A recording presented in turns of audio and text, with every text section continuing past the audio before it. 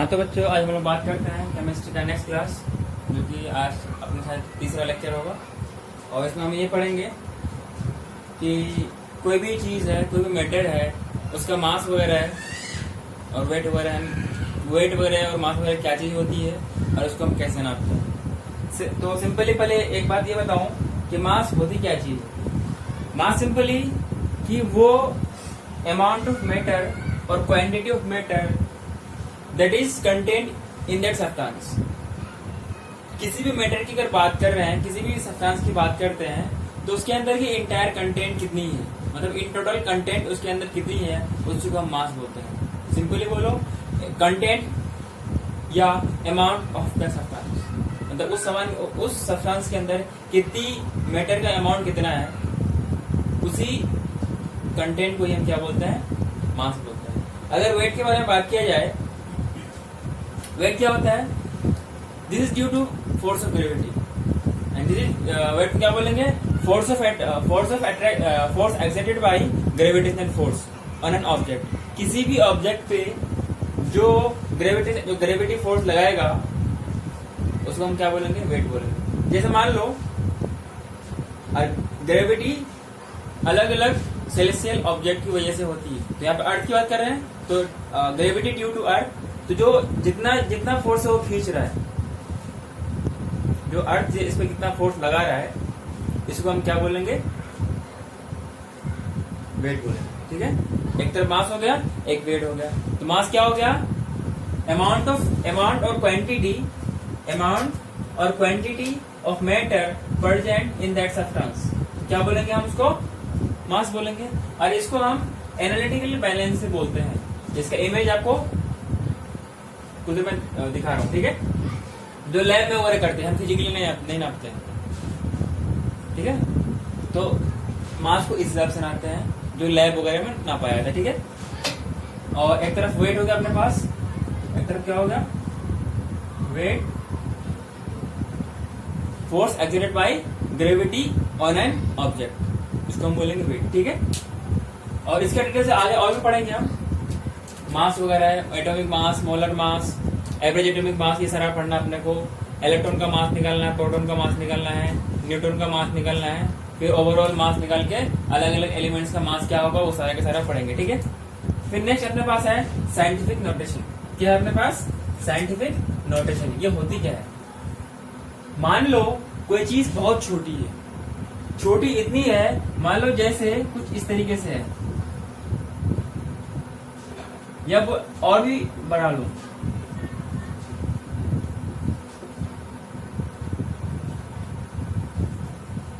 तो हम क्या इतना बार बार लिखेंगे इसको। अब मान लो यहाँ पे 6 जीरो के बजाय 10, 12, 15, 20 बहुत सारे जीरो, मतलब बहुत छोटा है। और नंबर पे हो सके बहुत सारे हो, लेकिन साइज क्या उसके मेजरमेंट में बहुत छोटा है। तो हम इसको लिखने का दूसरा तरीका ये है अपने पास कि हम उसको लेते हैं, मान लो एक टर्म लेते हैं x मान लो a लेते हैं, x a into b to a into 10 to the power b, इसके फॉर्मेट पे हम लिखते हैं। जैसे इसको लिखना है, कैसे लिखेंगे, इसको लिखेंगे हम 1.2 इंटू 10 टू द पावर, कितने जीरो है, 3, 3, 6, और एक कितने डिजिट के बाद लिख रहे हैं, 1 के बाद, तो कितना हो गया, 3 और 3 6 और 1 7, तो 10 टू द पावर -7। ठीक है, जब इसको सॉल्व करोगे, जब इसको डेसिमल को हटाओगे, तो एग्जैक्ट वही आना चाहिए। इसका दूसरा तरीका अपने पास क्या है, हम साइंटिफिक नोटेशन की बात कर रहे हैं। इसका दूसरा तरीका अपने पास ये भी है, अगर इस डेसिमल को मैंने हटा दिया तो डेसिमल के बदले 1 होता है, और कितने जीरो है, 3, 3, 6 और 2 डिजिट है। ठीक है, तो कितना हो गए, 8 जीरो हो गए। ठीक है, ये अपने 8 जीरो हो गए। अब हमें करना क्या है, अब ये सारे के सारे जीरो को हमें ऊपर ले जाना है। तो मैं मान लो जो ये 4 और 3 ये 7 जीरो को मैं ऊपर ले जाता हूँ, तो मैं लिख सकता हूँ 1/10 टू द पावर 7 को 10 टू द पावर -7, इसको मैंने यहां से हटा दिया और इसको ऊपर भेज दिया 10 टू द पावर -7। ठीक है, अब बचे सिर्फ 1, 2, तो ये सारा हमने निकाल लिया। अब क्या हो जाएगा, अब ये मैंने 10 बचा है, इस 10 को मैंने ऊपर लेके आ गया, तो 1.2 इंटू 10⁻⁻7। तो इस तरीके के फॉर्मेट को लिखने को क्या बोलते हैं हम, साइंटिफिक नोटेशन बोलते हैं। क्या बोलते हैं, साइंटिफिक नोटेशन। मान लो कोई वैल्यू बहुत छोटी है,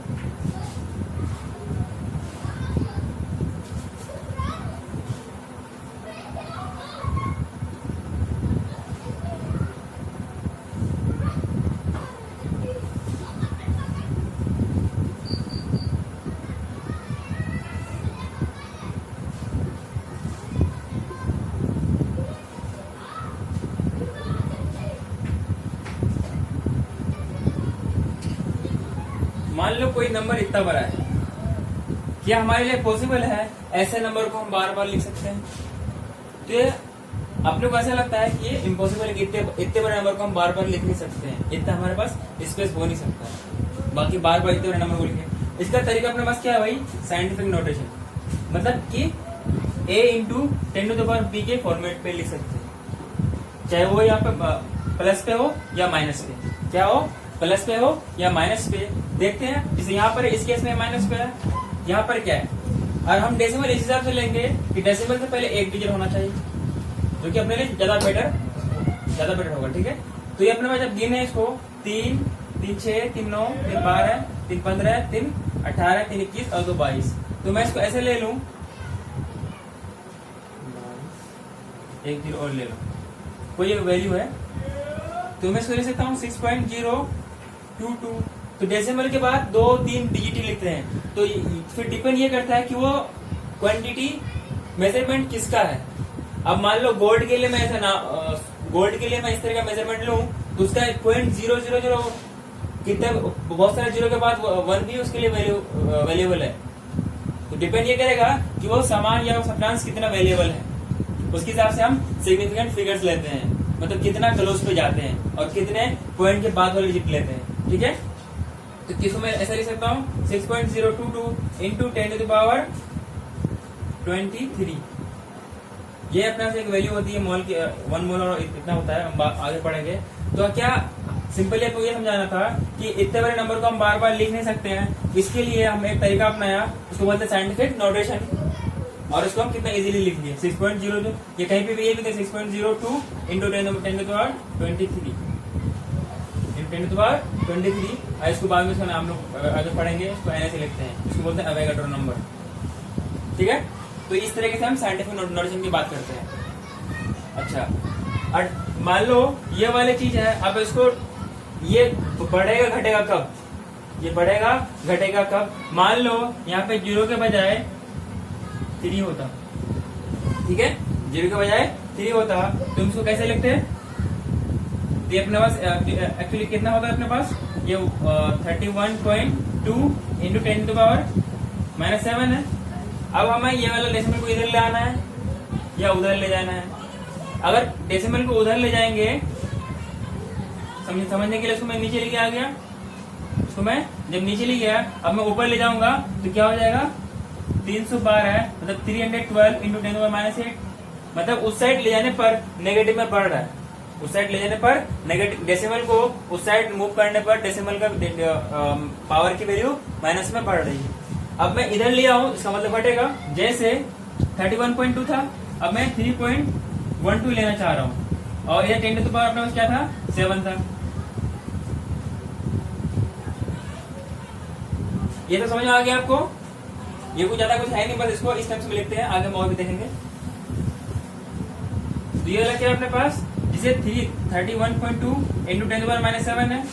अब हमें 3.1 लेना है, मतलब डेसिमल के बाद, डेसिमल से पहले एक डिजिट रखना है। तो हम क्या करेंगे, इस जगह ये वैल्यू को घटा देंगे, ऑब्वियसली घट जाएगा। जैसे मान लो ये नीचे 10 आ गया, और हम क्या करें, एक 10 से इधर भी मल्टीप्लाई कर दें और 10 से नीचे भी मल्टीप्लाई कर दें, कोई फर्क पड़ेगा? बिल्कुल नहीं पड़ेगा। तो हम क्या करेंगे, अब ये वाली वैल्यू ऊपर रह गई। अब ये हो क्या गया, नीचे ये 100 हो गए इंटू 10⁻⁻6 हो गए, ये एक से कट जाएगा, बचेगा -6।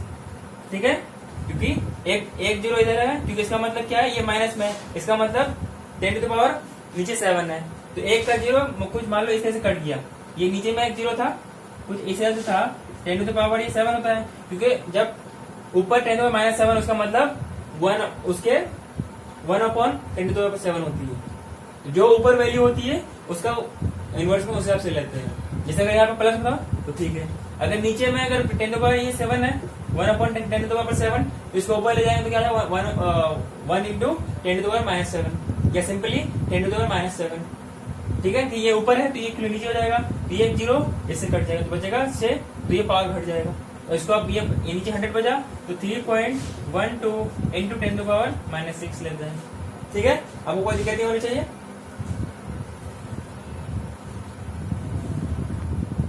जैसे अपने पास ये वाली वैल्यू है, अब हमें इसको डेसिमल या पॉइंट पे लिखना है, ताकि ये इस ना लिख करके उसको नियरली लिखे in the form of scientific notation, मतलब वही a into 10 to the power b के फॉर्म पे। कैसे लिख सकते हैं, तो उसको लिखें 2.3, कितने डिजिट है 3, 2 और 3 5 इंटू 10 टू द पावर 5। देख ऑलरेडी यहाँ पे 3 थे और 2 इधर भी बढ़ा दिया, इधर आने से प्लस में इधर आने से पावर बढ़ती है, नेगेटिव में उधर जाने से पावर बढ़ती है, इधर आऊंगा तो पावर घट जाएगा। यहाँ पे क्या होगा अपने पास 2.3 इंटू 10 टू द पावर 5 हो गया। अब ये वाली वैल्यू है, ये एक्चुअली कुछ नहीं है, ये अपने पास मास है एक हाइड्रोजन एटम का। आगे हम पढ़ेंगे इसको मैं कैसे लिखता हूँ 1.66 इंटू 10 टू द पावर -23। कैसे ले लिया, यहाँ पे मैंने डेसिमल डालने के लिए देखा।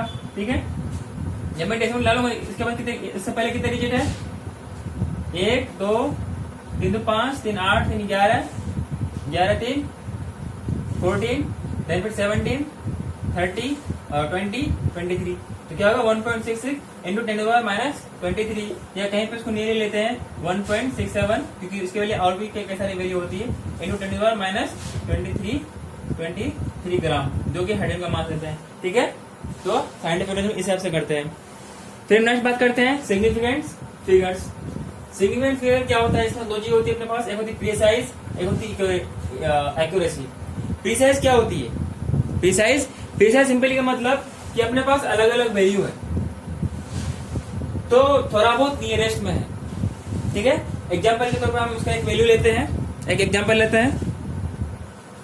सिंपली सिग्निफिकेंट फिगर्स का मतलब ये होता है कि ऐसा इतना इम्पोर्टेंट या इतना ही मतलब लार्ज इनफ है कि हम उसको इग्नोर नहीं कर सकते हैं। तो सिग्निफिकेंट का मतलब यही होता है कि इम्पोर्टेंट एंड वैल्यूएबल, इसको हम इग्नोर नहीं कर सकते। ठीक है, एक एग्जांपल के तौर पर देखा जाए तो हम प्रीसाइज उसको बोलेंगे कि जो हम मेजरमेंट ले रहे हैं, जैसे अभी एक हमने ऊपर लिया एग्जांपल के तौर पर 2.00 ग्राम, तो इसको हम अलग अलग मान लो वहां पे 3 स्टूडेंट है, 3 स्टूडेंट है, तीनों ने अपना अलग अलग एक्सपेरिमेंट में सेम चीज को अलग अलग नापा, तो उन सबका रीडिंग अलग अलग आया। जैसे ए का है पहला रीडिंग, ईच स्टूडेंट 2 रीडिंग लिया, हर एक स्टूडेंट 2 रीडिंग में, एक का पहले वाले का एक आया 1.95, दूसरे में आया 1.93। ठीक है, नेक्स्ट है बी वाला, इसका कितना है अपने पास 1.94, दूसरा कितना है 2.05।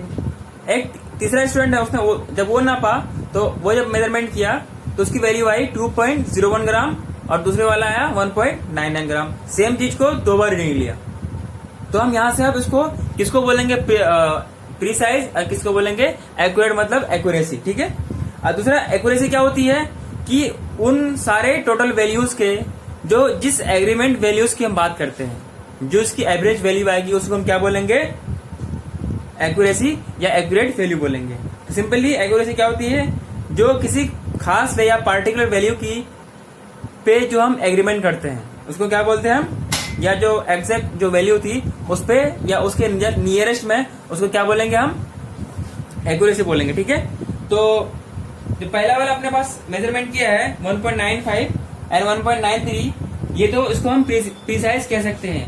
जब इसका एग्जैक्ट एवरेज वैल्यू जो मिला इसको, वो अपने पास कितना मिला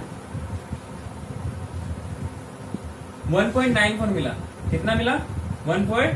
इसका एवरेज में कितना आएगा, जब इसको आप करेंगे सम अप करेंगे तकरीबन ये आएगा अपना, जो इसका एवरेज आएगा अपने पास 1.9, इसको जोड़ देंगे कितना होगा 8 और 3.88। जब इसका आप हाफ करेंगे तो कितना हो जाएगा 1.94 ग्राम। जब अगले वाला का करेंगे ये कितना आएगा अपने पास, ये इसका एक्सैक्ट वैल्यू आएगी 1.995। ठीक है, इसका आगे अगर लेंगे तो वैसे इसकी जरूरत नहीं पड़ेगी आपको।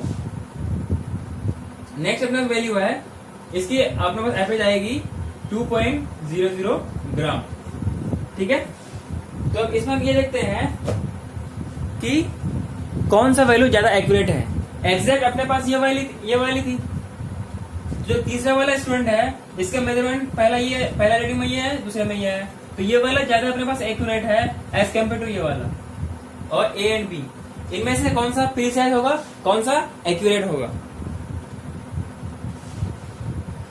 तो हम ऊपर वाला जो अपने पास ये जो स्टूडेंट ए था उसका जो मेजरमेंट है कितना है 1.95 है और ये 0.93 में 1.93 में। तो ये दोनों आपस की जो वैल्यू है काफी क्लोजनेस में है, तो इसको क्या बोलेंगे कि दे आर प्रीसाइज। स्टूडेंट ए जो मेजरमेंट किया है उसकी वैल्यू प्रीसाइज में है, लेकिन जो स्टूडेंट बी मेजर किया है ना ही ये तो एक्यूरेट है ना ही प्रीसाइज है, नहीं ये एक्यूरेट है। हम जो मेजरमेंट ले रहे हैं हम उसकी बात करते हैं।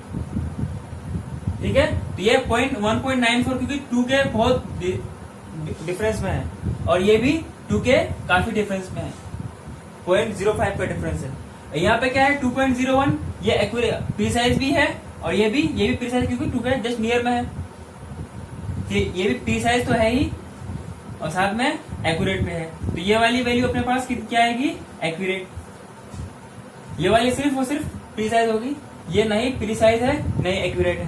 तो हम ये कह सकते हैं जो अपने पास एक्यूरेट होगा उसको हम प्रीसाइज कह सकते हैं। क्या बोला मैंने, एक्यूरेसी को प्रीसाइज कह सकते हैं लेकिन प्रीसाइज को एक्यूरेट नहीं कह सकते। जैसे ये वाला अपने पास एक्यूरेट था, ये प्रीसाइज भी है, ये प्रीसाइज है लेकिन इसको एक्यूरेट नहीं कह सकते हैं। ठीक है, तो ये अपने पास होता है सिग्निफिकेंट फिगर में। तो इनके कुछ रूल्स होते हैं, हम उसको पढ़ते हैं। फिर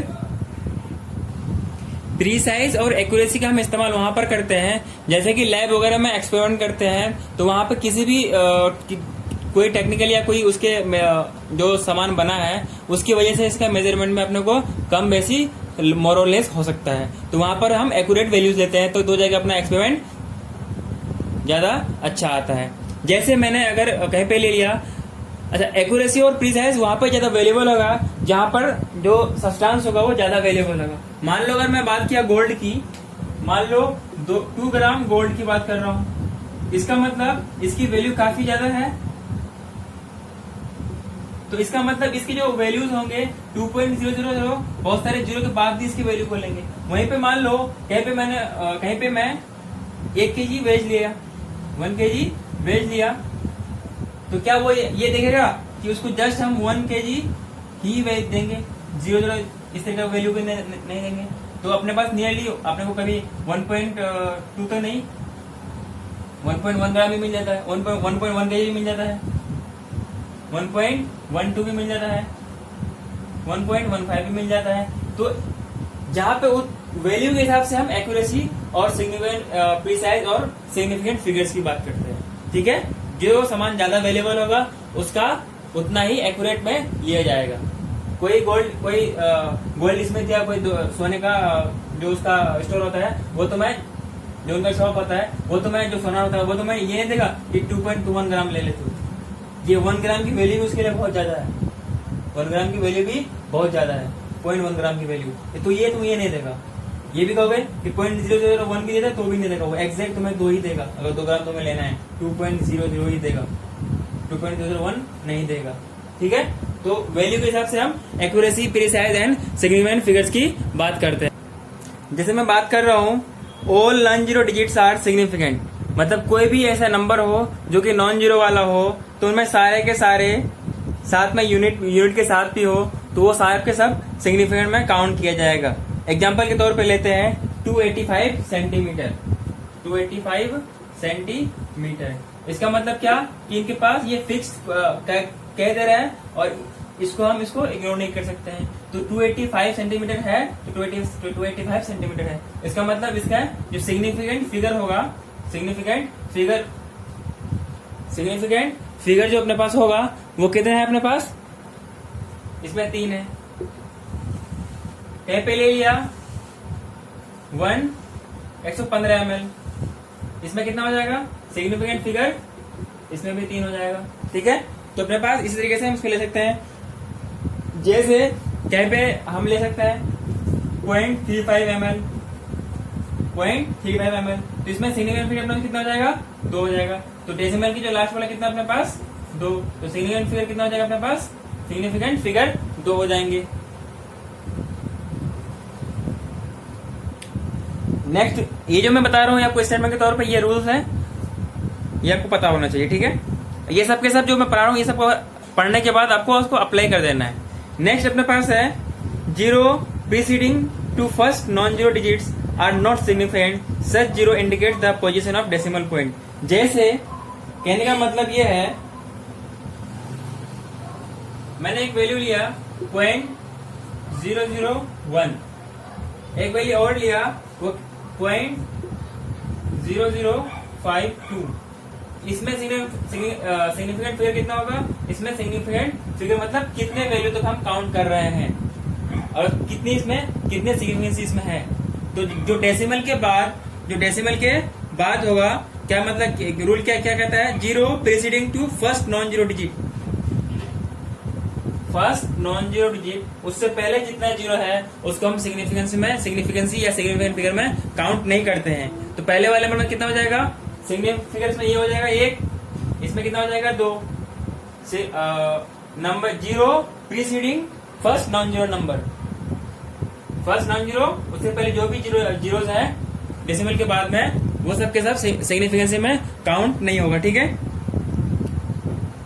नेक्स्ट अपने पास है 0 between 2 non zero digits are significant. कहने का मतलब यह है, मान लो 202 ले लिया, 205 ले लिया, zeros between 2 non zero number are significant, मतलब कि इसमें कितना हो जाएगा 4, इसमें कितना हो जाएगा 4। तो सिग्निफिकेंट फिर ऊपर वाले में 2002 में कितना है 4, 2005 में कितना है 4। ठीक है,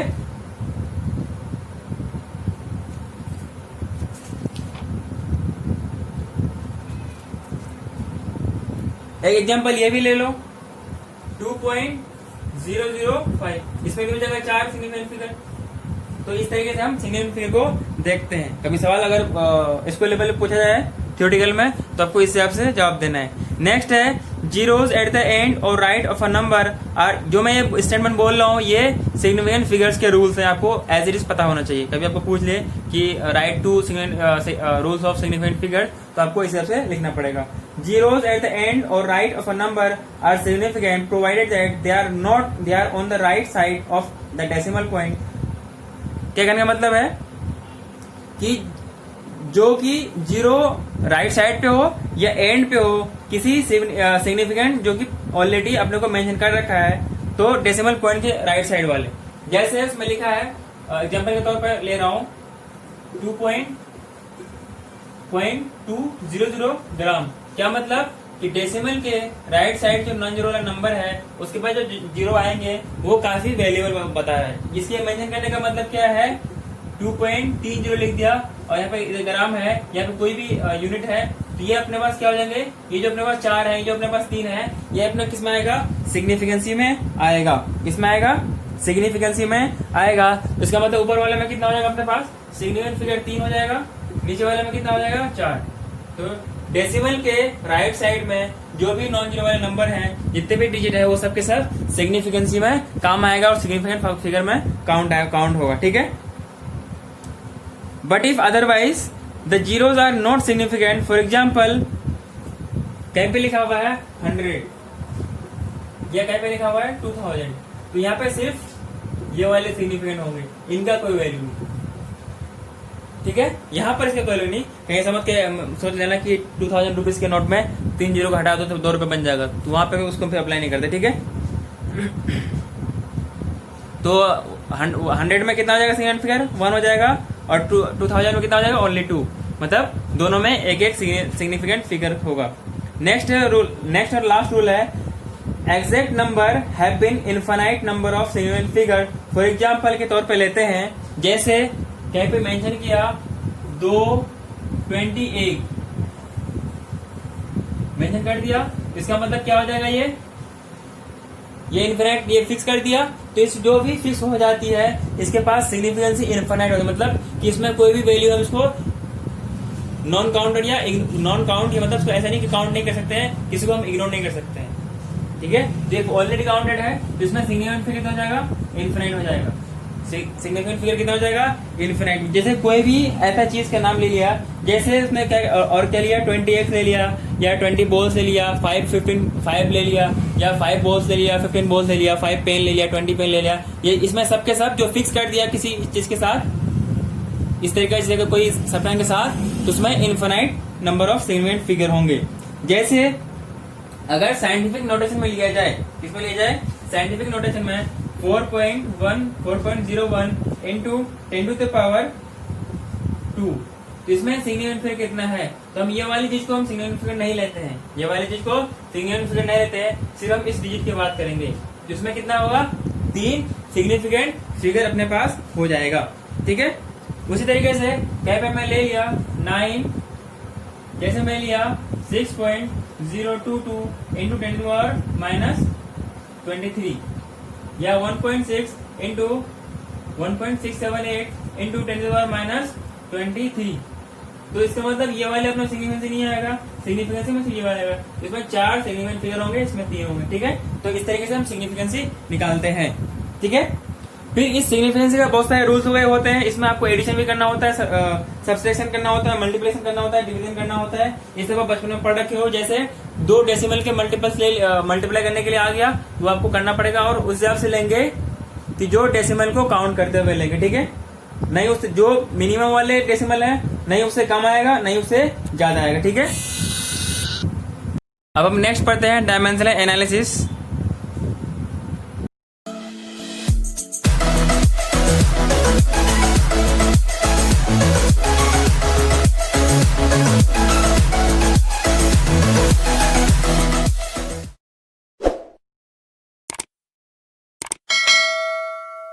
करते हैं डायमेंशनल एनालिसिस के बारे में। सिंपली इसका टर्म में अगर देखा जाए तो हम उसको बोलते हैं यूनिट कन्वर्जन। मतलब एक कोई लार्ज यूनिट दिया हुआ होगा या छोटा यूनिट दिया होगा, उसको दूसरे यूनिट में कन्वर्ट करना है, उसी के मेथड को क्या बोलते हैं हम, यूनिट कन्वर्जन या डायमेंशनल एनालिसिस।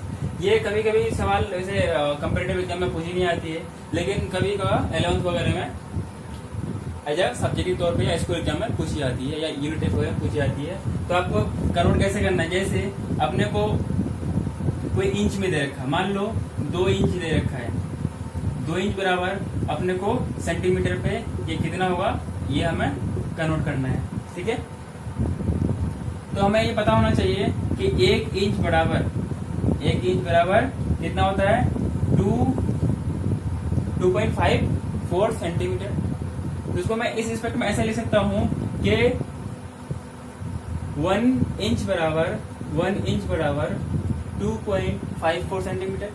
ठीक है, जब मैं इसको ऐसा कर सकता हूँ तो ये 1 इंच का हो गया। तो अपने पास कितना है, तो सिंपल इसको ऐसा करेंगे, 2 इंटू 1 इंच में कितना होता है, 2.54 सेंटीमीटर अपॉन इसका 1 इंच। ठीक है,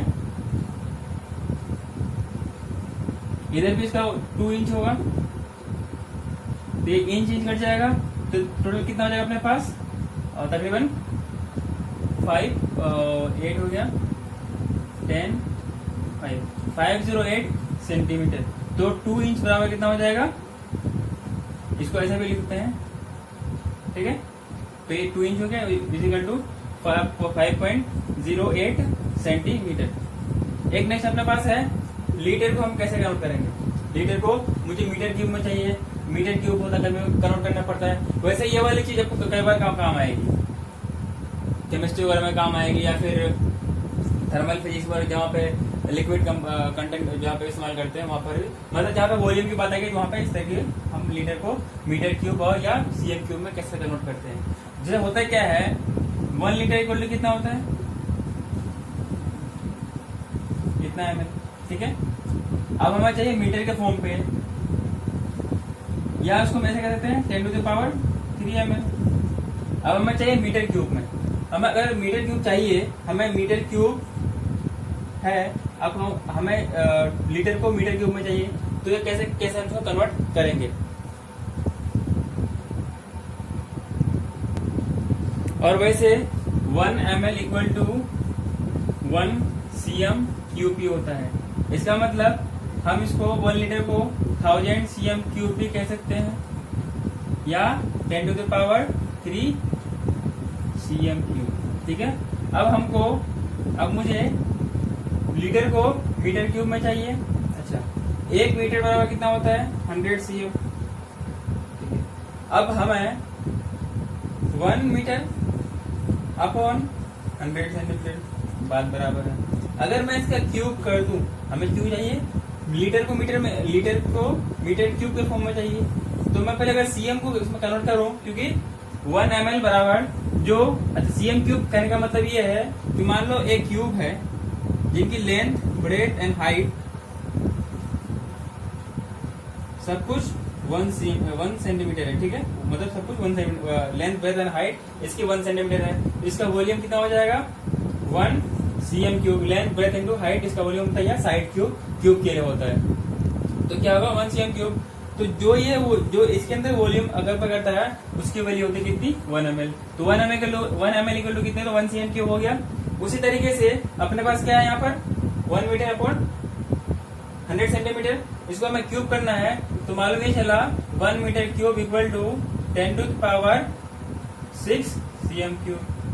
क्योंकि इसके ऊपर क्यूब आ जाएगा तो 2 जीरो है, तो ये 10 to the power 2 है और ये पावर 3 है, तो ये 3 हो जाएगा 6, 10 to the power 6 centimetre cube. तो मालूम चला कि 1 metre cube equal to 10 to the power 6 cm cube होता है। अब हमें लीटर क्यूब चाहिए, इसका मतलब 2 लीटर में कितना हो जाएगा? 1000 cm क्यूब होता है। और हमें चाहिए मीटर क्यूब में, तो जब 1 मीटर क्यूब इक्वल टू कितना होगा? 10 to the power 6 cm cube. यह कितना है? 2 है। कितना है यहाँ पर? 2 है। तो ये अपने पास क्या हो जाएगा? 2 into 1000, ये cm क्यूब में कन्वर्ट हो जाएगा। और यहाँ पे इसको ये भेज सकते हैं 2000 ml। ठीक है, अब हमें इसको कैसे हम एग्जाम में करेंगे, अब हमको वो देखना है। इसमें क्या होगा अपने पास? अब जब 2000 cm क्यूब है और हमें ये पता है कि 1 metre cube equal to 10 to the power 6 cm cube होता है, क्योंकि हमें ये वाला चाहिए ऊपर, ये वाला चाहिए इसके फॉर्म में चाहिए, इसलिए ये ऊपर रखते हैं, ये और ये कैंसिल हो जाएगी। ठीक है, तो ये अपना 3 जीरो, यहाँ से 3 जीरो कट जाएगा तो बचेगा 10 to the power 3। तो कितना बचेगा finally? 2 into 10 to the power, या नीचे प्लस में है, ऊपर जाएगा माइनस हो जाएगा, 2 into 10 to the power minus 3 metre cube में हो जाएगा। मतलब 2 litre equal to 2 into 10 to the power minus 3 metre cube. तो मालूम ये चला कि 1 litre equal to 10 to the power minus 3 metre cube होता है। In terms of CM cube ये कितना होती है अपने पास? अच्छा, 1 मीटर क्यूब हमें चाहिए, 1 मीटर क्यूब इको हमें सीएम क्यूब में चाहिए, तो कितना हो जाएगा? 10 to the power 6 cm cube होता है। क्योंकि 1 मीटर क्यूब इक्वल टू कितना होता है? वहां पर 6 था ना, 1 मीटर क्यूब इक्वल टू, ये करेंगे तो कितना हो जाएगा? 10 to the power। इस तरीके से ये वाला अपने पास आ जाएगा। ठीक है, तो आपको ये पता होना चाहिए 1 ml equal to 1 cm cube और 1 लीटर इक्वल टू 1000 ml पता ही आपको, और 1 metre cube equal to 10 to the power 6 cm cube. इस तरीके से हम कन्वर्ट करते हैं, और 1 litre equal to 10 to the power minus 3 metre cube. ठीक है, अब हम नेक्स्ट पढ़ते हैं। अब अपने पास जो एलिमेंट्स और कंपाउंड्स हैं, जो भी केमिकल की बात करते हैं, तो कहीं ना कहीं इनडायरेक्टली और डायरेक्टली वो रिएक्शन पे इन्वॉल्व होता है। तो हम उसको कैसे देखेंगे?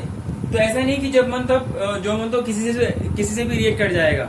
मान लो अगर लो ये कहता है कि ए का रिएक्शन बी के साथ होगा और वो सी बनाएगा, तो वो इसी हिसाब से करेगा।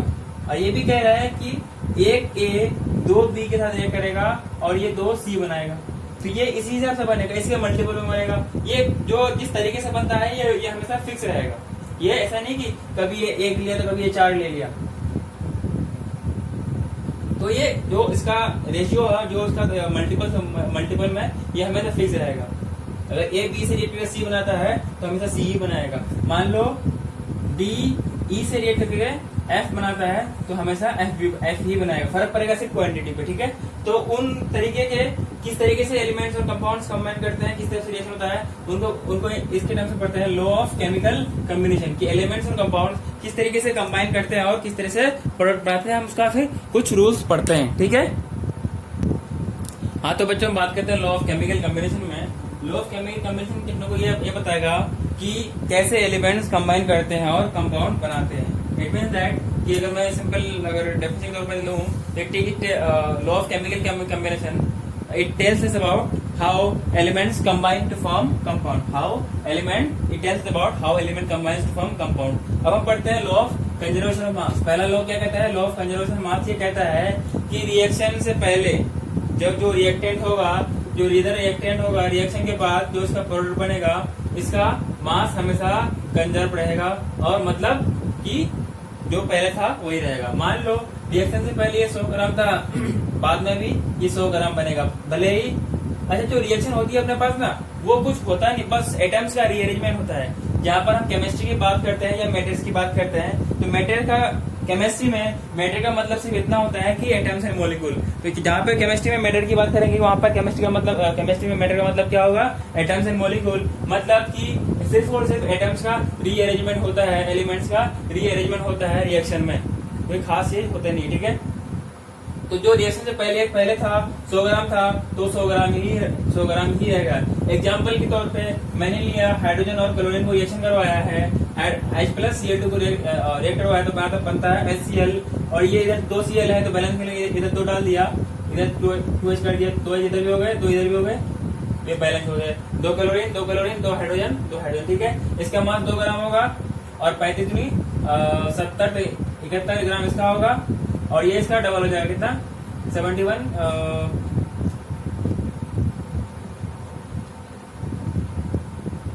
35 ये तुम्हारा हो जाएगा कितना? तकरीबन 71 प्लस 2, ये तुम्हारा हो जाएगा 73 ग्राम। 73 ग्राम इधर भी उधर भी, तो ये मास हमेशा कंजर्व रहेगा। रिएक्शन से पहले और रिएक्शन के बाद मास हमेशा उतना ही रहेगा। दूसरा एग्जांपल लिया मैंने, क्या? कार्बन डाइऑक्साइड CO2 और H2 का रिएक्शन, मतलब मैंने फोटोसिंथेसिस करवाया है, लाइट के प्रेजेंस में जब होता है तो CO2 और H2 जब रिएक्शन करवाएंगे तो ये क्या बनाएगा? ग्लूकोज बनाएगा C6H12O6, और ऑक्सीजन रिलीज करेगा, जो कि एनिमल्स प्लांट से रिलीज होती है उसको यूज करते हैं, जैसे हम लोग यूज करते हैं, ठीक है। जब इसको बैलेंस करेंगे तो इधर यहाँ पर 6 कार्बन दिया, 6 कार्बन है, 6 कार्बन दे दिया, तो इधर बैलेंस हो गया। अब यहाँ कितने हाइड्रोजन? 12 हाइड्रोजन है, तो यहाँ पे 6 कर दिया तो 12 हाइड्रोजन हो गया, तो 6 दूनी 12 ऑक्सीजन और प्लस 6, तो इधर 18 ऑक्सीजन हो गए। 6 दूनी 12 और 6 18 ऑक्सीजन इधर भी होगा, तो जिधर नंबर ऑफ एलिमेंट्स इधर जितना है उधर भी उतना है, तो उसका मास भी सेम आएगा, ठीक है। जब इसको कैलकुलेट करेंगे हम, क्योंकि जब नंबर ऑफ एटम भी सेम है दोनों तरफ, ऑब्वियसली मास भी सेम ही होगा, ठीक है। इसको बोलते हैं law of conservation of mass. Next अपने पास लॉ ऑफ डेफिनिट प्रोपोर्शन। क्या है? लॉ ऑफ डेफिनिट प्रोपोर्शन कुछ किताबों में आपको मिलेगा, law of constant proportion. Definite या कांस्टेंट बात बराबर है, मतलब उस एलिमेंट, मतलब उस कंपाउंड में जो अलग अलग एलिमेंट्स। अच्छा, कंपाउंड क्या होती है? एटम एलिमेंट का मतलब जहां पर सारे पार्टिकल, सारे एटम्स एक जैसे होंगे। मान लो कोई एलिमेंट आयरन है, उसका सारा का सारा एलिमेंट का प्रॉपर्टी एक से सब कुछ एक जैसा होगा, तो सारे एटम्स एक ही जैसे आइडेंटिकल कॉपीज होंगे सारे के सारे, तो वो एलिमेंट हो गया। कंपाउंड क्या होता है? 2 या 2 से ज्यादा, 2 और मोर देन 2 और मोर एलिमेंट जब कंबाइन करते हैं तो वो क्या बनाते हैं? मॉलिक्यूल बनाते हैं, और किसी को कंपाउंड भी कहा जाता है, ठीक है। तो ये अच्छा, मॉलिक्यूल क्या होती है? 2 या 2 से ज्यादा एलिमेंट कंबाइन करेगा। जब मॉलिक्यूल 2 तरीके होता है, होमोएटॉमिक, डायएटॉमिक। मतलब Ca2 हो गया, ये होमोएटॉमिक हो गया। हेटेरोएटॉमिक क्या होती है? जैसे मैंने ले लिया NaCl, ले लिया HCl, ले लिया CO2, ये सब के सब क्या है? हेटेरोएटॉमिक, मतलब अलग अलग एटम से मिलके बनते हैं, ठीक है। अच्छा, एक एग्जांपल के तौर पर मैंने लिया कॉपर कार्बोनेट लिया।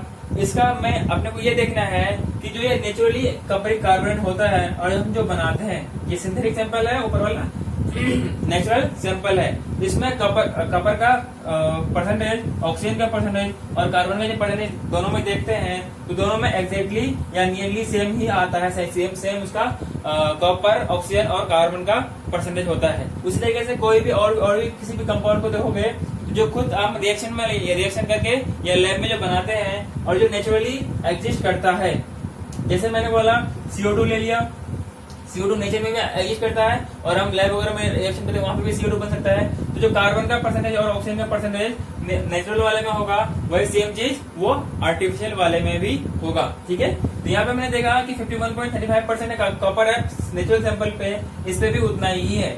उस तरीके से ऑक्सीजन का भी 9.74 है, तो आर्टिफिशियल में भी या सिंथेटिक में भी उतना ही है।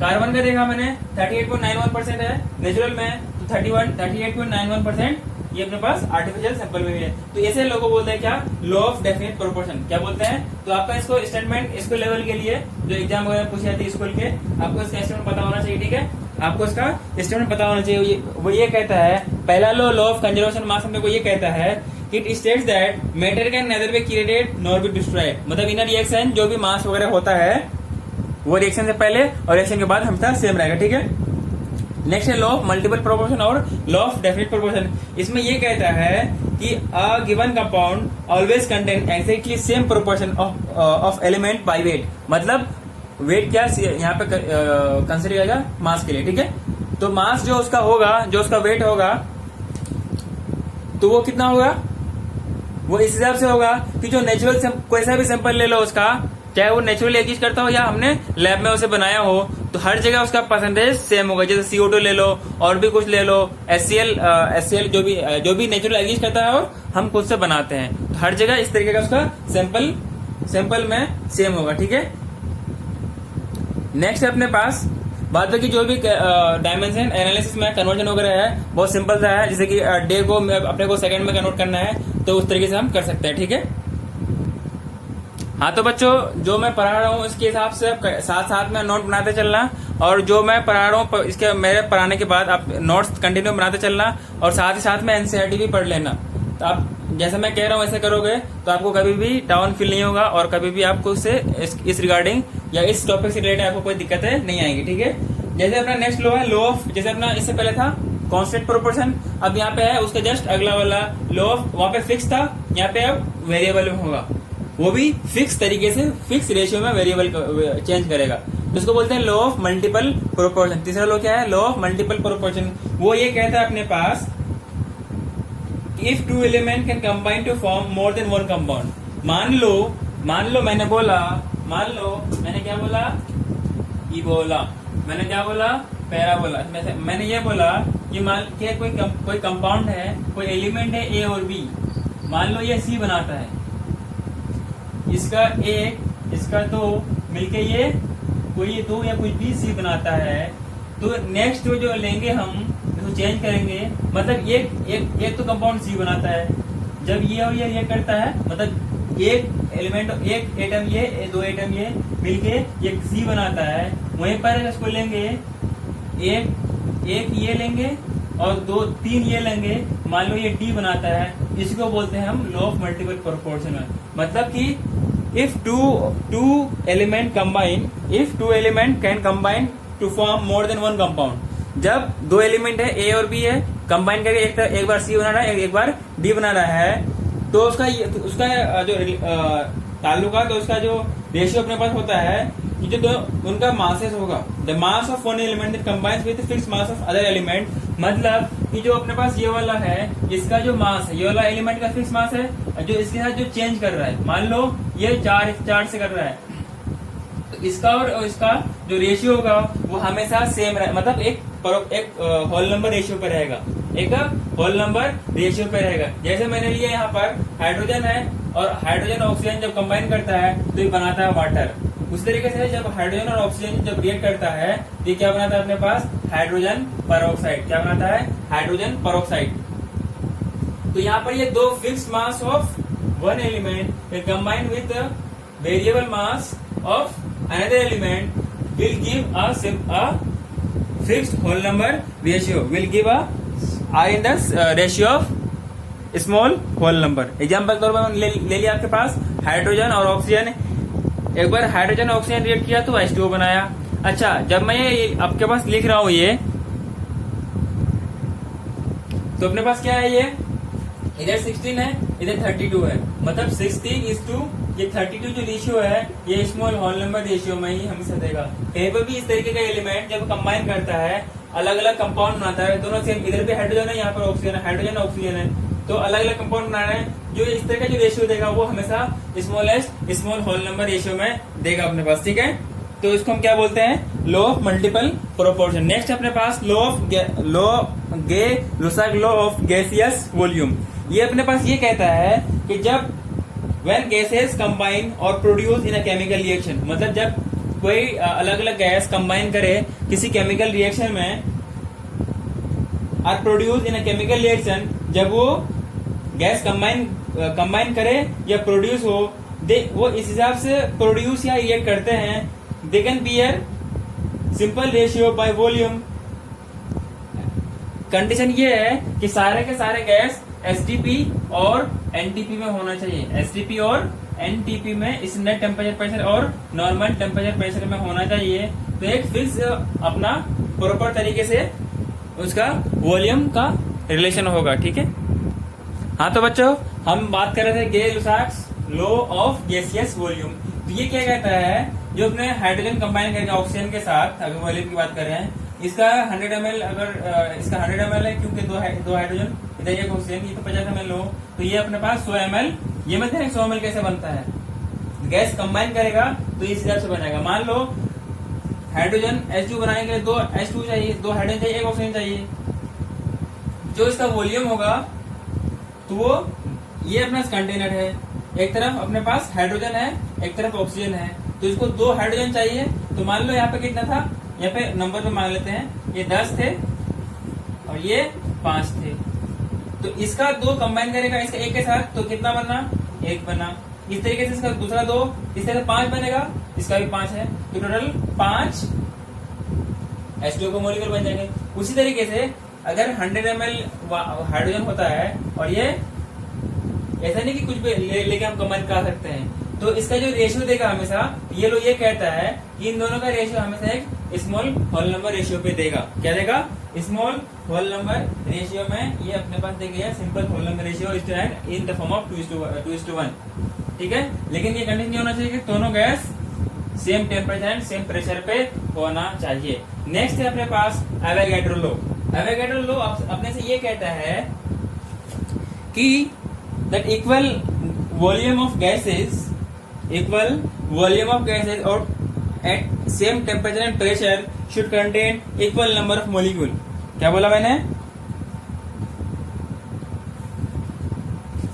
ये बोला कि अगर गैस सेम टेम्परेचर और सेम प्रेशर पे है, इसके साथ कि सेम टेम्परेचर सेम प्रेशर, ये होना चाहिए अपने पास कि कोई किसी का वॉल्यूम सेम है, कोई अलग अलग गैस है उसका वॉल्यूम सेम है, मान लो इसका 100 ml इसका भी है और किसी का भी 100 ml है, ठीक है।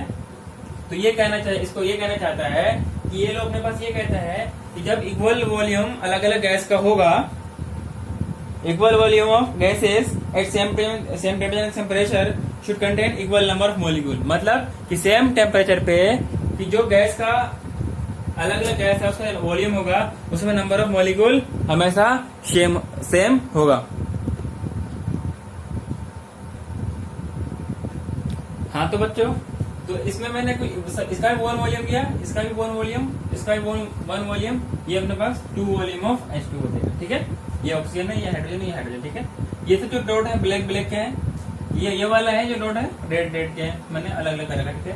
इसका इसमें वॉल्यूम में कितना है, 5 पार्टिकल है, 5 जगह पे, इसमें 5 जगह, इसमें 5 जगह। इसका 2 मतलब हाइड्रोजन 2, एक ऑक्सीजन मिलके एक ये पार्टिकल बनाएगा, ठीक है।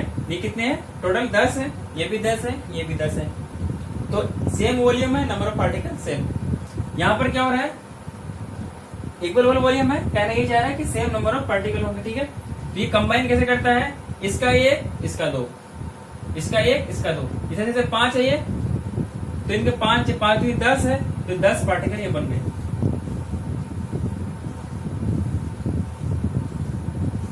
ठीक है। तो ये लो ये प्लस ये कहना जाता है, ठीक है। तो अपने पास लॉ ऑफ केमिकल कॉम्बिनेशन में इतना ही है। नेक्स्ट अपने पास कुछ 9th से पढ़ते आ रहे होंगे आप लोग। नेक्स्ट अपने पास एवोगैड्रो लॉ। नेक्स्ट क्या अपने पास जो ये वाला हम लोगों ने पढ़ा अभी, ये कौन सा है, लॉ ऑफ अच्छा हाँ, ये अपने पास एवोगैड्रो लॉ ही था, ठीक है। नेक्स्ट अपने पास है Dalton's atomic theory. Dalton's atomic theory ज्यादा डिटेल से पढ़ेंगे नहीं, 9 से आप लोग पढ़ते आ रहे हैं। डाल्टन्स एटॉमिक थ्योरी वही चीज है, matter neither can be created nor can be destroyed, all the atoms of a given elements have identical properties including identical mass. मतलब एलिमेंट किसी एक एलिमेंट, मतलब कोई भी जो एलिमेंट होगा उसके जो एटम्स होंगे उसके हर एटम्स के पास सेम प्रॉपर्टी, जैसे हमने सब कुछ पहले कहा था, जबकि मास भी सेम होंगे। Atoms of different element differ in the mass. अलग अलग एलिमेंट होगा, उसका एलिमेंट अलग, एटम भी अलग अलग होगा, तो वो मास में अलग डिफरेंट, एक एलिमेंट ए है एक एलिमेंट बी है, तो उसके ए का एटम अलग होगा बी का एटम अलग होगा, तो जो दोनों का अलग अलग एटम होगा दोनों मास में डिफर करेगा। ऑब्वियसली जब एलिमेंट ही मास में डिफर कर रहा है, एलिमेंट ही अलग है तो उसका एटम भी अलग है, इसका मतलब मास भी डिफर करेगा। Compounds are formed when two atoms when atoms of different elements can combine in a fixed ratio. किसी फिक्स रेशियो में जब atom of different element combine करेगा तो वो कंपाउंड बनाएगा, ठीक है। नेक्स्ट है अपने पास chemical reaction involves reorganisation of atoms, these are neither created nor destroyed in a chemical reaction, ठीक है। तो इसी वजह से हम क्या करते हैं, लॉ ऑफ केमिकल कॉम्बिनेशन को हम एक्सप्लेन करते हैं। नेक्स्ट अपने पास है atomic mass and molecular mass.